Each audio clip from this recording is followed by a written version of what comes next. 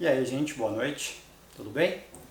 Meu nome é Sérgio, para quem não me conhece, e eu vou fazer mais um vídeo aqui para o canal hoje, associando uma música com o seu período histórico e político, né?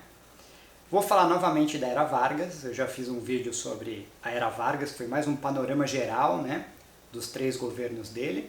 Vou deixar aqui o link na descrição para vocês olharem. Não precisa ver ele antes de ver esse, tá? Porque esse vídeo que eu estou fazendo agora não depende daquele primeiro. Eu vou fazer um vídeo aqui sobre alguns marcos da política dele, né, do país, e que muitos deles até hoje são válidos, né? E é importante a gente conhecer.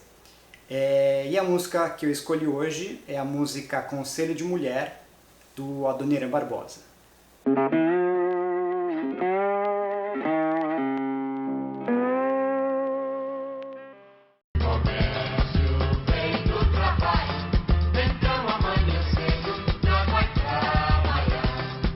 E o trecho da música que eu coloquei para vocês é o refrão, e ele fala, né?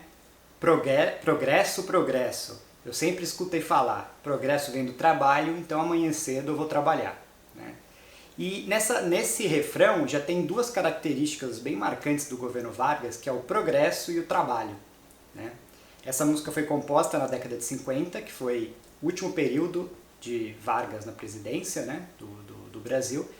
E o Brasil estava naquele clima com Vargas, né, naquele clima de progresso, modernização, leis trabalhistas, né? Então essa música ela acaba representando bem o sentimento daquele período, né?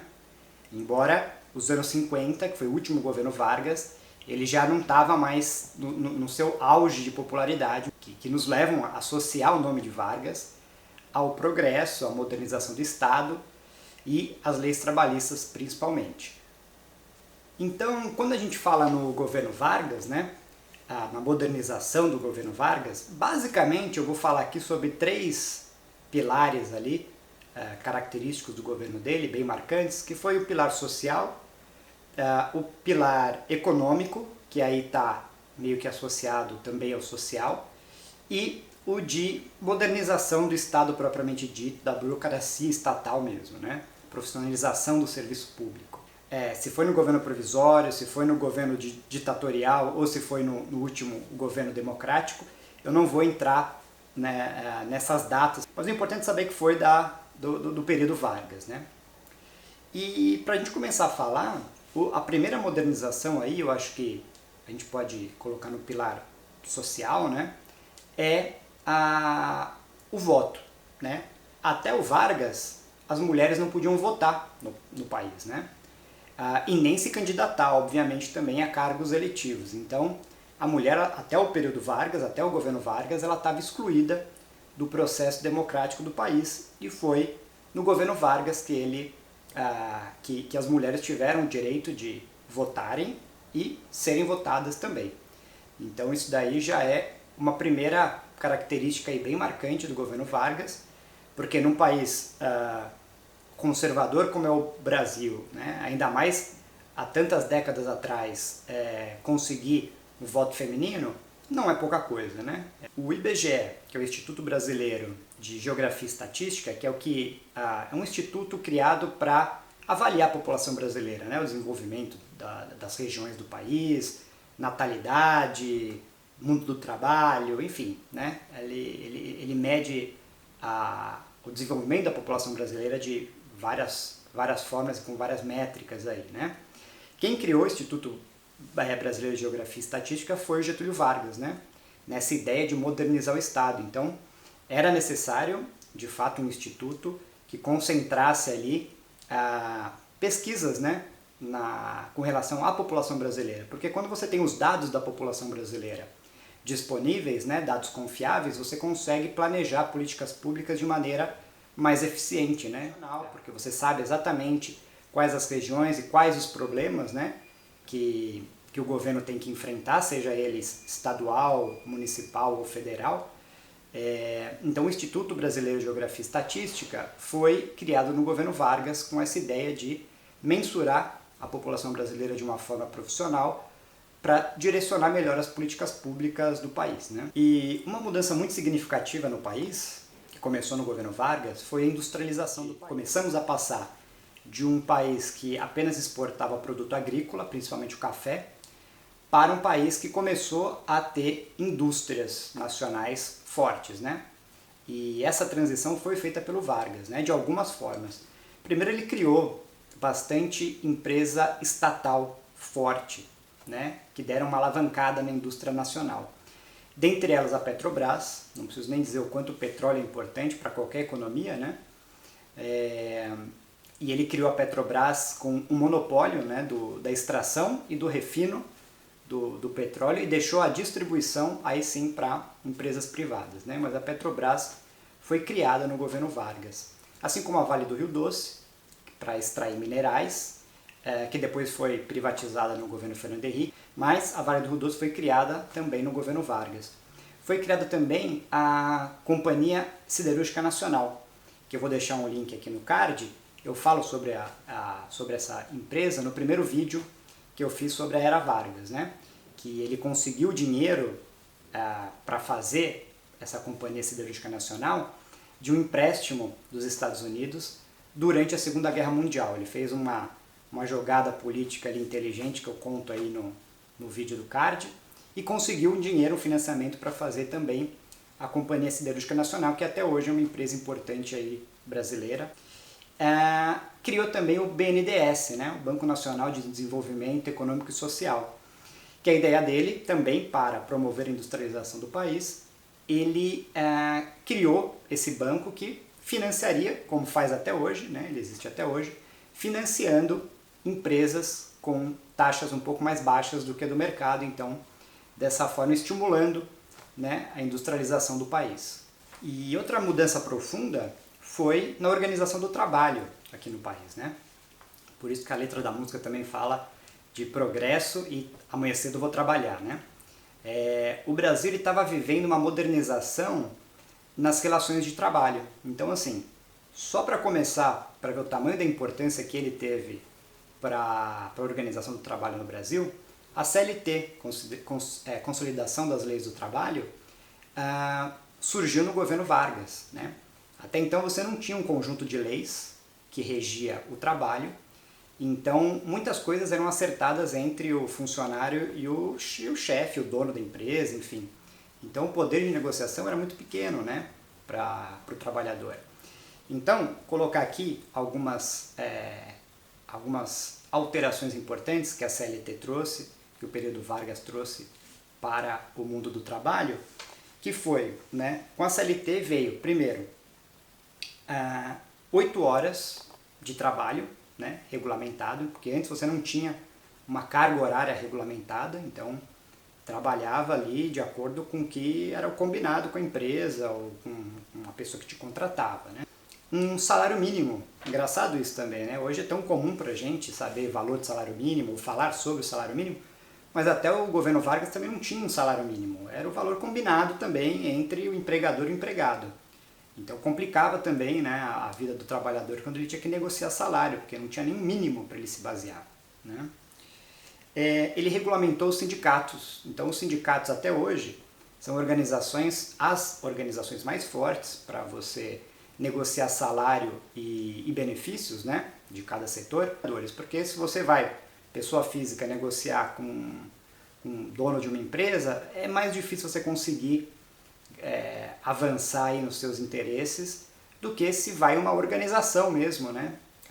Como os sindicatos, uma organização profissionalizada para fazer isso por você. Claro, com todos os problemas que elas têm, né? E a gente sabe, mas ainda assim são importantes nas negociações para os trabalhadores hoje em dia, né?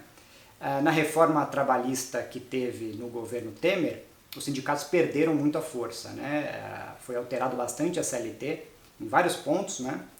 E o sindicato perdeu bastante poder, né, nessa reforma trabalhista, o que é proposital no meu ponto de vista, que o sindicato mais fraco dificulta para o trabalhador conseguir melhores condições de trabalho, mas aí é uma opinião minha, né? Além da criação do salário mínimo, né, o Vargas ele deu vários aumentos de salário mínimo seguidos. Quem era o ministro do que seria ministro da Fazenda dele, ou ministro do Trabalho, eu não sei exatamente qual que era o cargo dele, mas acho que era ministro do Trabalho. era o Jango, né, o João Goulart, que veio anos depois ser presidente da República e foi deposto pelo golpe militar de 64, que eu vou deixar um card aqui também, já falei sobre o governo militar e falo sobre o Jango, né? Então o Jango começou a aparecer aí na política como ministro do Getúlio Vargas, né? E o Jango, junto com o Getúlio Vargas, eles aumentaram o salário mínimo de forma bastante considerável, sabe? Por muitos anos. E uma das ideias do Getúlio Vargas não era só aumentar o salário mínimo e as condições de trabalho, melhorar as condições de trabalho para o trabalhador, não só por conta de, vamos dizer, de uma veia humanitária, assim, né?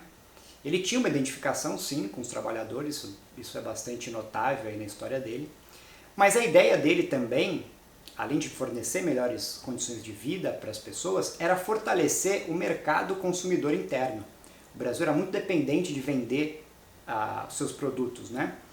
E ele pensou que com pessoas, trabalhadores ganhando bem, tendo direitos, né, você conseguiria um fortalecimento do mercado interno, porque se as pessoas têm dinheiro, elas compram mais. E acaba sendo bom para as empresas também, que vendem mais. E a economia girava um pouco mais independente do setor exportador.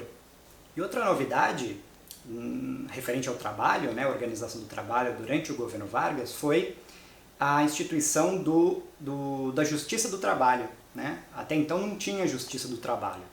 As relações de conflito entre trabalhador e empregador eram decididas no júri comum, né? Na justiça comum. O Vargas, que dentro dessa ideia aí de profissionalizar a administração pública, né? Então ele criou uma justiça especializada em trabalho para tratar dessas questões, né? Que o trabalho para ele era uma das questões fundamentais aí do governo. E outro marco do governo do Getúlio Vargas foi a criação do DASP, né? Que era, né, não existe mais, mas é o Departamento Administrativo do Serviço Público.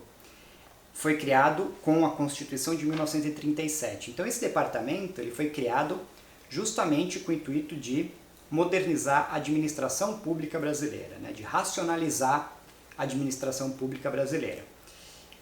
Uma das coisas que foi que iniciou também junto com esse DASP, né, foi a instituição, por exemplo, de concursos públicos se você quiser trabalhar como funcionário público. Até então não tinha concurso público, né? Então era muito por indicação e muitas vezes indicações políticas até. Então uma forma que o Vargas encontrou, né, de profissionalizar a administração pública foi a meritocracia, né? Então através de concursos públicos. Então entraria para o quadro, né, de funcionários públicos aqueles que tivessem aptos para tal, né? E esse departamento ele também era muito preocupado com cursos para os funcionários públicos, né? Aperfeiçoamento do profissional público. Então, eles estimulavam e até forneciam, né, cursos e graduações, enfim, para profissionalizar a máquina pública. Dá para dizer que é ali que começou uma cultura mais científica mesmo na administração pública, né, de racionalidade, inclusive, das medidas, né, do governo, do uso do dinheiro público também. O fim do período Vargas veio com o suicídio dele, né? Nos últimos anos de governo ele estava sendo bastante perseguido por alguns setores da sociedade, dentre eles o setor mais liberal brasileiro, que queria o Brasil alinhado muito mais com os Estados Unidos, né? Do que fomentando o mercado interno, né? Do que voltado para dentro, queriam um país voltado para fora, e naquela época voltado para fora era Estados Unidos, né? Então ele foi bastante combatido por esse setor liberal, foi bastante combatido pela mídia.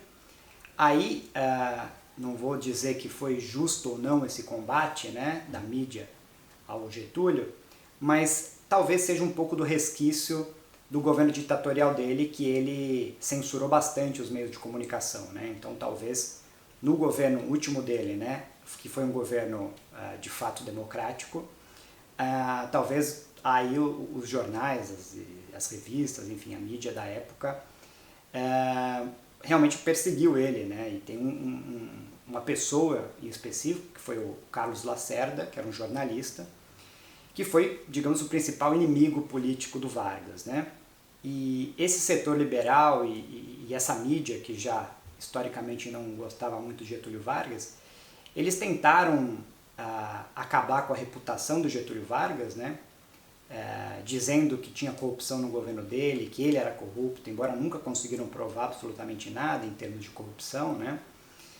Acusavam ele também de ser muito próximo dos trabalhadores, o que seria talvez um comunista disfarçado, embora não tinha o menor cabimento, porque o Getúlio Vargas, anos antes, tinha conseguido abafar a única, que eu me lembro, a única tentativa revolucionária comunista no Brasil, que foi a Intentona Comunista, que nem sei se teria poder para isso, mas acho que é a única que eu me lembro que tentou de alguma forma, né, alguma revolução ali. Então não faz o menor sentido chamar ele de comunista por estar próximo dos trabalhadores, né? Mas naquela época ainda a gente vivia, né, na Guerra Fria, e a Guerra Fria era isso, Estados Unidos, né, de um lado capitalista contra a União Soviética do outro socialista. Então qualquer político de qualquer país da América Latina que ficasse mais próximo dos trabalhadores já era uma coisa para os Estados Unidos se preocupar, achando que poderia ser alguma coisa que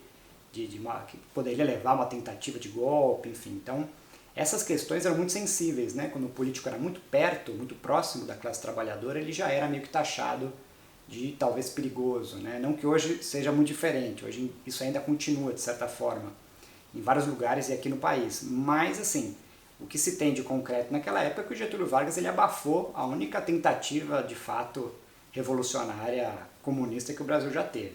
Uma frase clássica desse Carlos Lacerda, que era o jornalista que mais combatia o Getúlio Vargas, né? Eu não sei se, não está entre aspas aqui, porque eu não sei se é uma citação dele mesmo, mas é o que ele dizia, né? Getúlio não deveria ser eleito. Se eleito, não deveria tomar posse. E caso tomasse posse, deveria ser impedido de governar. Então você vê o nível ali de, realmente, de descontentamento, né, com o governo Getúlio Vargas. Isso aqui ele fala em relação ao terceiro mandato, né, do Getúlio Vargas, que foi o democrático, né? Ele estava se candidatando e o Carlos Lacerda não aceitava que ele se candidatasse, né? E se ganhasse não ia aceitar que ele de fato governasse, né? Então essa frase dele é bastante emblemática, né? Agora, uma conclusão minha, né, pessoal, é que o governo Getúlio Vargas realmente foi um marco na história do país, né? Isso não dá para negar, e principalmente um marco no movimento trabalhista nacional. Mas também há, né, o condenável período ditatorial dele, que não importa se é uma ditadura de esquerda ou se é uma ditadura de direita, as ditaduras têm que ser combatidas, né? E ele foi por um período, sim, um governo ditatorial, então essa parte é condenável, né? Agora, as inovações que ele proporcionou para o país realmente também são incontestáveis, né? Esse é o legado que eu vejo dele, né? Mundo do trabalho, modernização do Estado e um período ditatorial que também não pode ser esquecido. E para quem se interessar, eu vou deixar aqui nos links a carta de despedida dele, porque antes de se matar ele escreveu uma carta, né, de despedida, quem tiver interesse vai estar disponível aqui no link. Então por hoje é isso, né? Finalizo aí o período Vargas com esse segundo vídeo. Não esqueçam de ver o primeiro vídeo, né? Não esqueçam também de curtir aí se vocês gostaram. Podem pedir sugestões aqui embaixo também. Aliás, pedir sugestões não, né? Eu que peço sugestões aqui embaixo para vocês escreverem sobre alguma música ou algum período histórico aqui do Brasil que vocês gostariam que eu falasse. E é isso, né? Agradeço, boa noite, um abraço.